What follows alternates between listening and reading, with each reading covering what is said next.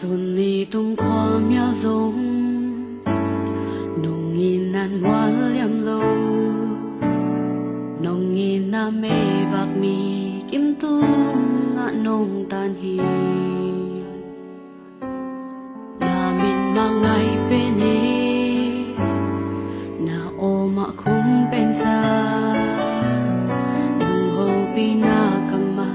khát y cây hồng phong hi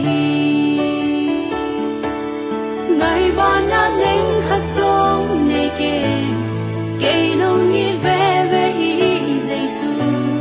elom na hoy na tik tan na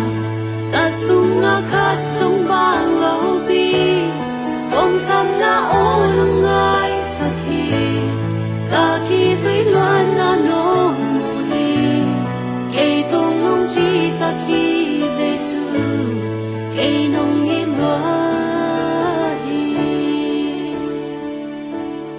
ít na to nong kem hi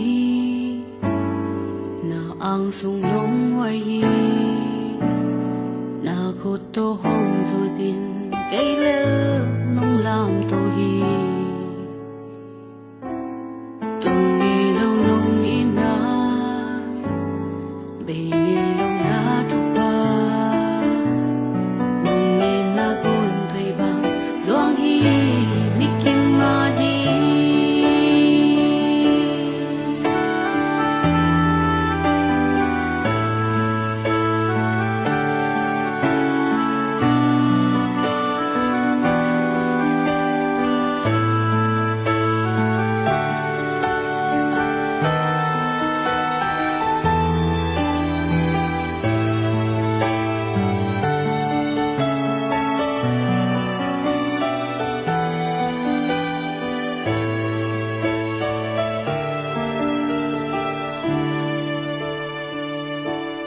Xuân đi tung khoa mía giống nồng nghìn nan hoa liêm lâu nồng nghìn na mê vạc mi kim tu ngã nông tan hi na min mang ngày bên hi na ô ma khum bên xa nung hô pi na kama khát in cây hồng phong hi sông này kê cây nông ít về về hi Giêsu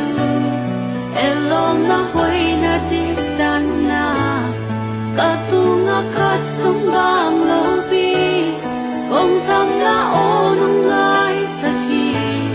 ta khi với loan na nong mô hi cây tung nông chi ta khi Giêsu cây nông yên loan khát sông này keng cây nông ít về về hi Giêsu elom na hoy na tik tan na katung a khát sông bang lâu bi công sam na ô nong ngai sa khi cả khi thấy loan na nong mô hi cây tung nông chi ta khi Giêsu cây nông yên loan